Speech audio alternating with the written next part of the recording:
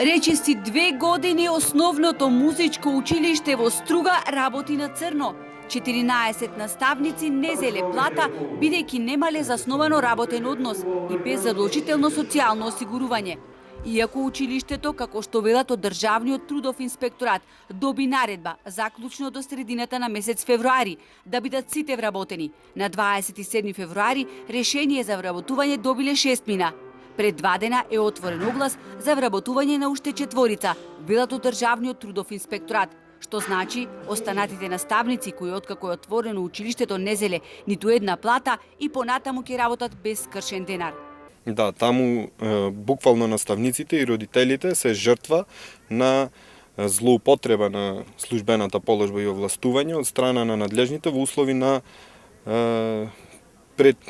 предизборна кампања за локалните избори, кога свечено од страна на министерот, од страна на актуелниот градоначалник, беше отворено тоа музичко училиште во кој не беа обезбедени согласности за вработените. Од Министерството за образование вела дека музичкото училиште ќе продолжи да работи непречено.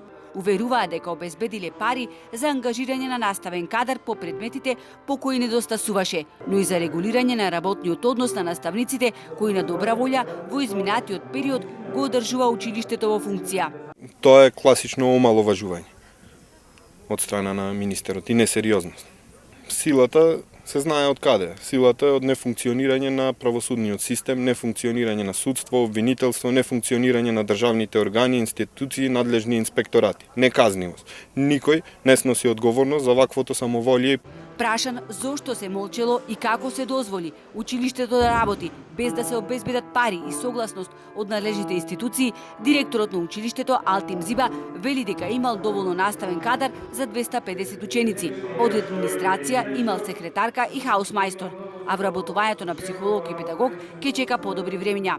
Инаку, наводно поради доцење на административните процедури во Централниот регистар, отворањето на основното музичко училиште наместо на 1 септември почна на 22.2021 година во присуство на актуелниот Мерко, кој тогаш се бореше за 4-тиот градоначалнички мандат, и Етон Шакири, кој тогаш беше министер за информатичко општество.